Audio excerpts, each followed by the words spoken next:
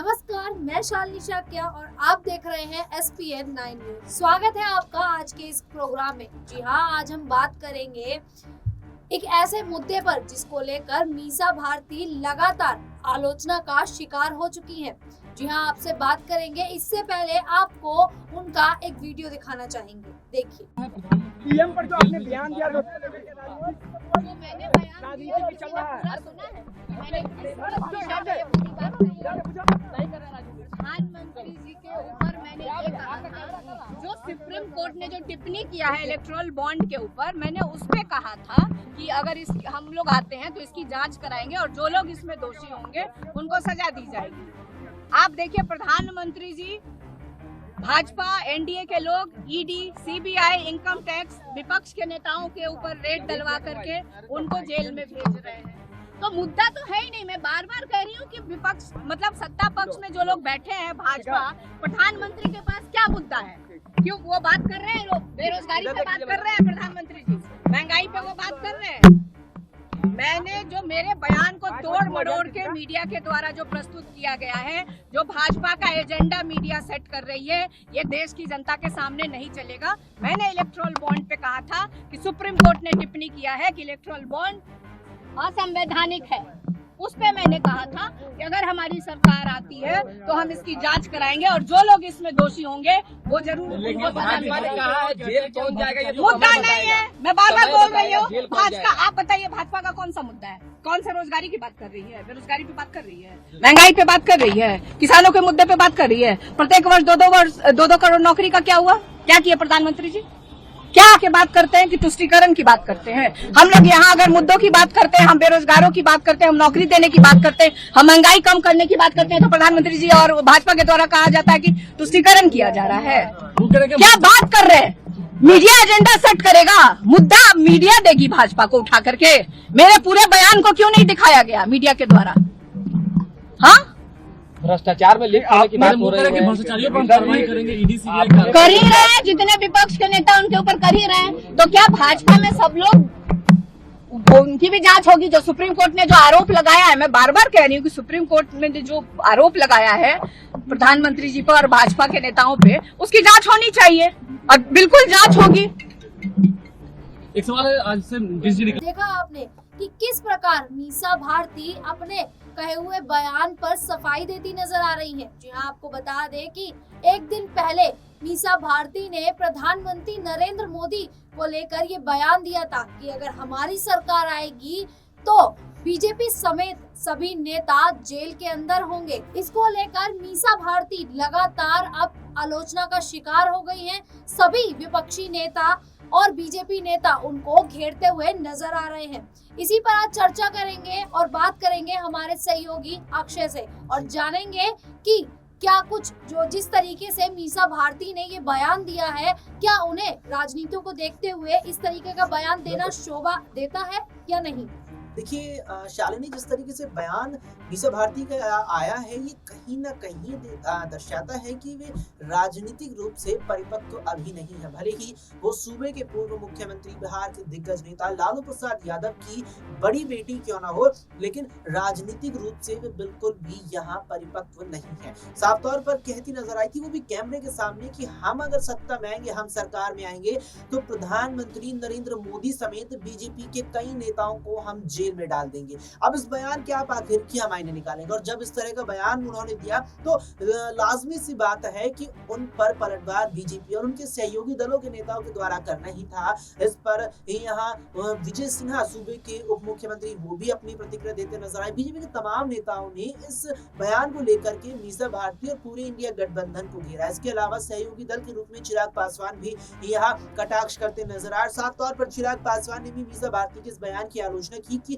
मीसा को कम से कम उम्र का तो ख्याल रख लेना चाहिए कि प्रधानमंत्री नरेंद्र मोदी उनसे उम्र में 2 गुने लगभग बड़े हैं। इस प्रकार के बयान ना दे और संवैधानिक पद पर विराजमान है। लेकिन अक्षय, देखिए, अभी उनकी जो वीडियो वायरल हो रही है उसमें वो ये कहती नजर आ रही है कि मैंने जो सुप्रीम कोर्ट ने टिप्पणी की थी कि जो चुनाव है वो असंवैधानिक है। तो हम अगर बात करें मीसा भारती के बयान देने पर, ठीक है, तो वो ये कहती नजर आई है कि उनका जो बयान है उसको तोड़ मड़ोड़ कर पेश किया गया है। उनका ये कहना है कि जो सुप्रीम कोर्ट ने टिप्पणी दी थी कि चुनाव चुनावी बॉन्ड संवैधानिक नहीं है। तो मैं उसी पर कह रही हूँ कि अगर हमारी सरकार आएगी तो हम इस पर कार्रवाई कराएंगे, जिसके बाद बीजेपी प्रधानमंत्री और बीजेपी सभी नेता जो हैं वो जेल में नजर आएंगे। तो वो ये सफाई देती नजर आ रही है। देखिए शालिनी, जिस प्रकार से ये बात अब या कहें कि सफाई मीसा भारती अपने उस बयान पर लेकर के देती नजर आ रही है और हवाला सर्वोच्च न्यायालय के उस वक्तव्य का दे रही है, तो ऐसे में मुझे लगता है कि गौर करने वाली चीज ये रहने वाली है कि अगर इलेक्टोरल बॉन्ड के जरिए जो चंदा यहाँ पर राजनीतिक दलों को दिया गया है, यहाँ गौर इस चीज पर करना होगा कि क्या वो चंदा महज बीजेपी को गया है, क्या इलेक्टोरल बॉन्ड के जरिए वित्तीय वर्ष 2023-24, 2022-23, 2021-22 यानी बीते सालों, बीते वित्तीय वर्षों में जो इलेक्टोरल बॉन्ड के जरिए संस्थाओं ने, निजी संस्थाओं ने राजनीतिक दलों को जो चंदा दिया है, क्या केवल बीजेपी को दिया है? क्या चंदा यहाँ आरजेडी को नहीं मिला? क्या चंदा कांग्रेस को नहीं मिला? क्या चंदा टीएमसी को नहीं मिला? एक रिपोर्ट का मैं अगर हवाला यहाँ पर दूं तो 2021-22 के वित्तीय वर्ष में भारतीय जनता पार्टी को सबसे ज्यादा इलेक्टोरल बॉन्ड के जरिए चंदा जरूर मिला, लेकिन दूसरे स्थान पर यहाँ कांग्रेस थी, तीसरे स्थान पर तृणमूल कांग्रेस थी। यानी कुल मिलाकर के इलेक्टोरल बॉन्ड के जरिए अगर चंदा यहाँ पर राजनीतिक दलों को मिला है निजी संस्थाओं के द्वारा, निजी कंपनियों के द्वारा, तो वो चंदा केवल भाजपा को नहीं बल्कि अन्य दलों को भी मिला है। ऐसे में सर्वोच्च न्यायालय ने कहा है कि इलेक्टोरल बॉन्ड पूरे तरीके से असंवैधानिक प्रक्रिया है राजनीतिक दलों को चंदा और पैसा पहुंचाने की। तो वो और उसके तहत सभी राजनीतिक पार्टियां आती हैं जिन्होंने चंदा स्वीकार किया। क्या आरजेडी के दर पर चंदा नहीं आया जिसे उन्होंने अस्वीकार कर दिया? क्या कांग्रेस को नहीं मिला? तो कुल मिलाकर के कई राजनीतिक दलों को मिला है। और मुख्य रूप से अब अगर केवल बयान की बात की जाए, यहाँ पर जिस तरीके से प्रधानमंत्री को लेकर मीसा भारती ने बयान दिया और फिर सफाई भी देती नजर आई, तो कुल मिलाकर के यहाँ पर यही नजर आ रहा है कि मीसा भारती ने जो बयान दिया उसके बाद सफाई जो है वो महज अपने बचाव में दे रही है, नहीं तो कोई भी उनका जो सफाई है वो तर्क के आधार पर नजर नहीं आ रही है। ये बात तो सही है, लेकिन अगर हम बात करें अब चिराग पासवान को लेकर, तो चिराग पासवान भी ये कहते नजर आ रहे हैं कि मीसा भारती इस तरीके से बयान दे रही हैं, वो देश के प्रधानमंत्री हैं, गौरव है देश का, इस तरीके की उनको लेकर भाषा का प्रयोग करना, ये जनता को किस तरीके का संदेश देना चाह रही है? बिल्कुल, देखिए मीसा भारती ने जिस तरीके से बयान दिया है वाकई में अशोभनीय बयान ये नजर आता है, क्योंकि साफ तौर पर आप ये कह रही हैं कि प्रधानमंत्री को तो हम यहाँ जेल में डाल देंगे, बीजेपी के सभी नेताओं को जेल में डाल देंगे। तो वाकई में जो है एक प्रकार से आरजेडी को अपनी इस बयान से मीसा भारती ने बैकफुट पर ला दिया है। अक्षय जी, मैं आपको थोड़ा सा रोकना चाहूंगी। इससे पहले मैं आपको मैं एक चिराग पासवान की वीडियो दिखाना चाहूंगी। ये वीडियो आप देखिए। किस तरीके की भाषा है?